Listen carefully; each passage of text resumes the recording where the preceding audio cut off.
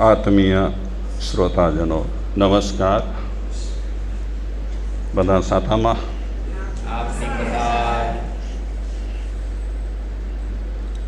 આજે પ્રવચનની શરૂઆત એક સરસ દ્રષ્ટાંતથી કરું છું. ખાસ બહેનો માટે છે, ભાઈઓને ખાલી સાંભળવાનું છે. ભગવાન બુદ્ધ એમનું પરિભ્રમણ, જે મહાવીર ભગવાનના ક્ષેત્રો રહેલા હતા, પ્રાય કરીને એક ક્ષેત્રોમાં ભગવાન બુદ્ધ પણ વિચરણ કરતા હતા. વૈશાલી નગરી, રાજગ્રહી નગરી. તો એક દિવસે એક વખતે ભગવાન બુદ્ધ વિચરણ કરતાં કરતાં રાજગ્રહી નગરીના ઉદ્યાનમાં ઉતર્યા. જે રીતે મહાવીર ભગવાનના દર્શન કરવા લોકો જાય, દેશના સાંભળે, તે રીતે બુદ્ધના દર્શન કરવા માટે પણ લોકો જતા અને પ્રવચન, ધર્મવાણી પણ સાંભળતા. એક વખતે બુદ્ધ રાજગ્રહી નગરીમાં દાખલ થયા. તો એમણે રુદનનો, ઝઘડાનો અવાજ સાંભળ્યો. કોઈ ઝઘડો કરતો હોય ને રડતો હોય એવું લાગ્યું. એ બુદ્ધ એવી હવેલી પર અને એવા ઘર પાસે આવ્યા છે કે જે ઘરનો માલિક બહુ જ પૈસાદાર, ખૂબ જ ધનાઢ્ય. અને ખાલી ધનાઢ્ય એટલું જ નહીં, પણ એ માલિક અનાથોની સેવા કરતો, પીડિતોની સેવા કરતો, નિરાધાર લોકોની સંભાળ લેતો. કોઈ એના ઘરે ભિક્ષુક આવે, ઘરના બારણે ભિક્ષુક આવે તો ક્યારે પણ એમને જવા દેતા નહીં. એટલે દરેકને એ કાંઈ ને કાંઈ આપતા. ભોજન માટે આવ્યા હોય તો ભોજન આપતા, દવા માટે આવ્યા હોય તો દવા આપતા, અને કોઈને કારણસર પૈસાની જરૂર પડે તો એ પૈસા પણ આપતા. ખૂબ સેવા કરતા, ગરીબોની પણ ખૂબ સેવા કરતા. દાન ધર્મ એ શેઠના જીવનમાં ખૂબ વણાયેલો હતો. આ બધી ચીજો છે ને કુદરતી બક્ષિસ છે. ઘણાને મળે, ઘણાને ન પણ મળે. આ દુનિયામાં એવા લોકો રહેલા છે જેમને કુદરતી બક્ષિસ મળી છે સેવા કરવાની, દિલથી સેવા કરે છે. જેને બક્ષિસ નથી મળી, એ મારી જેમ વાતો કરે બસ, અને મંગલમ ભગવાન કરી દે. આ બધી બક્ષિસો છે કુદરતી. ગઈકાલે જીવન જ્યોત સંસ્થાવાળા આવ્યા, માનવ જ્યોત સંસ્થાવાળા આવ્યા. એમાં આપણા કચ્છી ભાઈ પ્રબોધ મુનવર વર્ષોથી સેવા કરે છે, વર્ષોથી. 2-3 વર્ષ પહેલાં એમના દીકરાએ અચલગચ્છમાં દીક્ષા પણ લીધી છે, પણ પોતે સેવાનો ભેખ ધારણ કર્યો છે. 49 જાતની સેવા કરે છે, 49 જાતની. એમાં લાવારીસ મરદારેલા હોય, પછી મુસલમાનનો હોય કે ગમે તે જાતિનો રહેલો હોય, એ લાવારીસ જે લાશો રેલી હોય એને પણ એ ઠેકાણે પાડે છે. હિન્દુ હોય તો એને અગ્નિદાહ આપે, મુસલમાન હોય તો તે રીતે મુસલમાનો દ્વારા એને દફનાવે. આવી ઘણી બધી સેવાઓ કરે છે. જે લોકો છૂટા થઈ ગયા હોય, મતલબ કે ગમે તે કારણસર વિખૂટા પડી ગયા હોય, એ પછી બિહારના હોય, ઝારખંડના હોય મહારાષ્ટ્રના હોય, કચ્છના હોય, ગુજરાતના હોય, ગમે ત્યાંના હોય, એ પાગલ લોકોને, ઘરથી છૂટા પડી ગયેલા લોકોને એ પાછા ભેગા કરે છે, ઘણી બધી સેવાઓ આપે છે, સેવાનો ભેખ લીધો છે. ઘણા માણસોને કંટાળો આવે સેવા કરતાં કરતાં, શરીર ન ચાલે સેવા કરતાં કરતાં, મન ન માને સેવા માટે, અને ઘણાને આ કુદરતી બક્ષિસ, તે દિલથી સેવા કરે, એમાં કોઈ ફટ કહે, કોઈ બોડ કહે, કોઈ કાંઈ કહે, કોઈ કાંઈ કહે તો સહન કરી લે, આક્રોશ ન કરે. આ માનવ જ્યોત સંસ્થા વર્ષોથી આપણા કચ્છમાં ચાલે છે. આવી સેવા આ શેઠ પણ કરતા હતા, રાજગૃહી નગરીના. ખૂબ સેવા કરે કેશવજીભાઈ, એટલી સેવા કરે કે એમને ઊંઘ પણ ના આવે, એટલી સેવા કરે. બોલો, હા, કેમ હસો છો ગુડામાં? હા. અને આ ઘર પાસે બુદ્ધા આવ્યા છે, જે ઘરનો માલિક ખૂબ સેવા કરે છે બધાની, એ ઘર પાસે બુદ્ધા આવ્યા છે, અને એ ઘરમાં ઝઘડો થઈ રહ્યો છે, તે પણ મોટા અવાજે, ગાંટા પાડી પાડીને ઝઘડો થઈ રહ્યો છે. બુદ્ધ ત્યાં અટકી ગયા. બુદ્ધ વિચારે છે કે આ ઘર તો પ્રતિષ્ઠિત ઘર છે, અને આ ઘરના માલિક છે એ તો કંઈક લોકોની સેવા કરે છે, અને આ ઘરમાં ઘાંટા પાડી પાડી અને ઝઘડવાનું. બુદ્ધ આજુબાજુ જે લોકો હતા એમને પૂછે છે કે આ શું થઈ રહ્યું છે? તો લોકોએ વાત કરી બુદ્ધને કે શેઠ તો ભગવાનના માણસ છે, પરમાત્માની કૃપા ઉતરી છે અને ખૂબ પૈસા વાપરે છે બધે ઠેકાણે, પણ એ શેઠ દુઃખી રહેલા છે, બહુ દુઃખી રહેલા છે.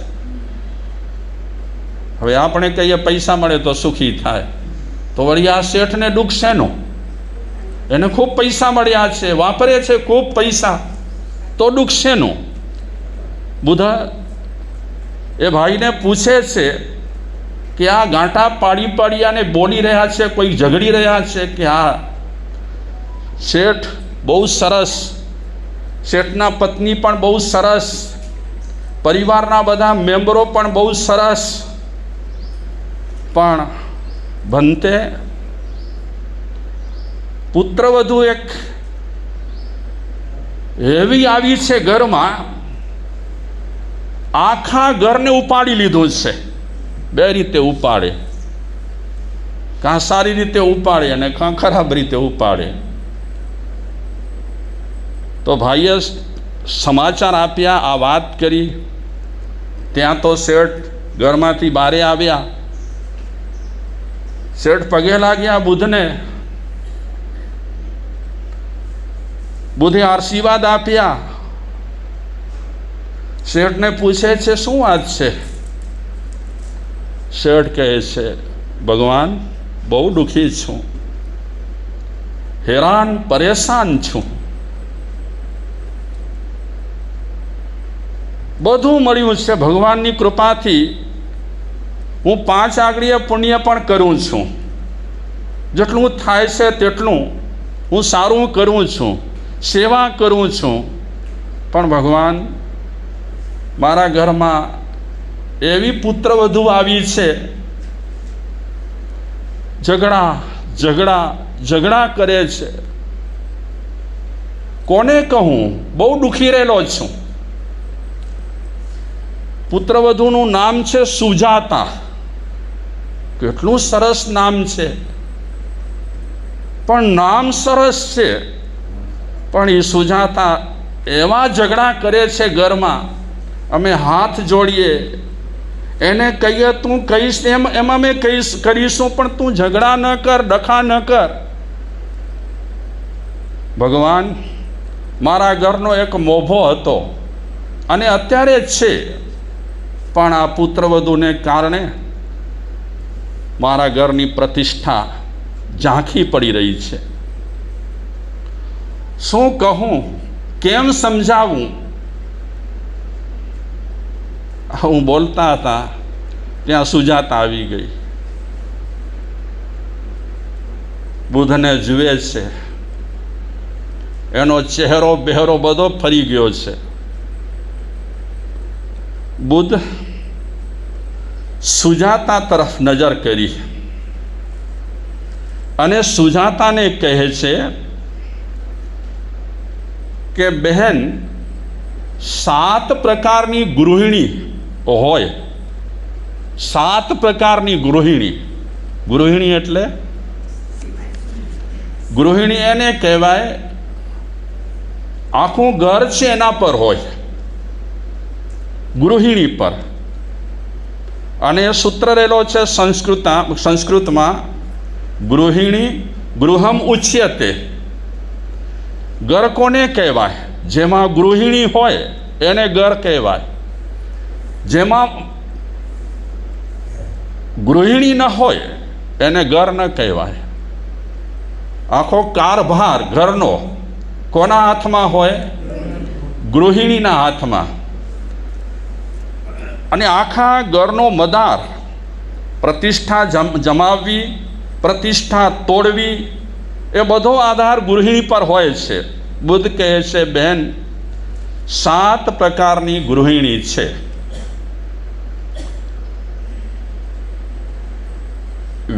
વિધિક ક્ષમા,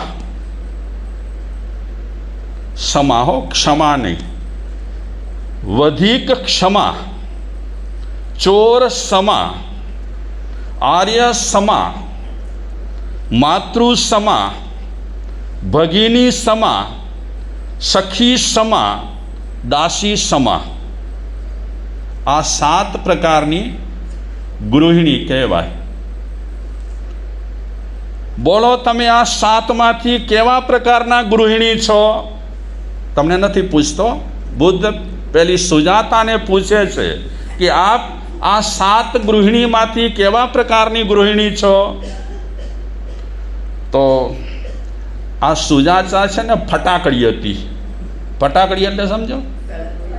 હા, એ ક્યાંય શરમ ન રાખે, કઈ રીતે ક્યાં બોલવું, ઓ નહીં, શું કહેવાય, વિવેક જેવું કાંઈ નહીં. કોની સામે કેવા શબ્દ વાપરવા, કાંઈ નહીં. ગમે તે હોય, ગમે તેની સામે ફટાકડો ફોડી દે. આપણે ત્યાં હિન્દીમાં એક શબ્દ વપરાય છે, તમીજ, કે બોલવામાં તમે તમીજ રાખો. તમીજ એટલે તમે ગમે તે હો, તમે જ્યારે કહી રહ્યા છો કાંઈ, ત્યારે કાંઈક તમીજ રાખો. પણ એ ફટાકડી હતી, એ તમીજ બમીજ કાંઈ રાખતી ન હતી.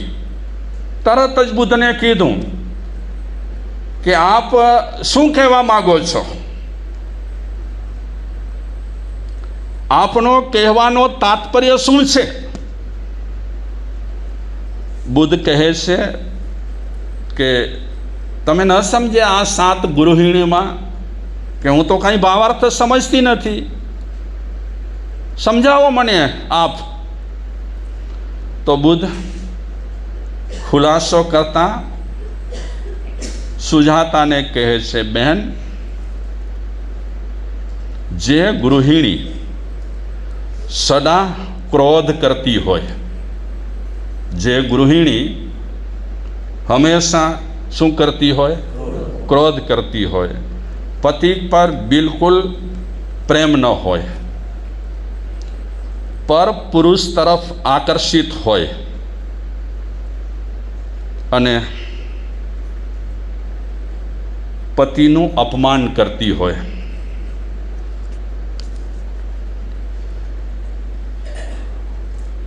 તેને હત્યારી કહેવાય.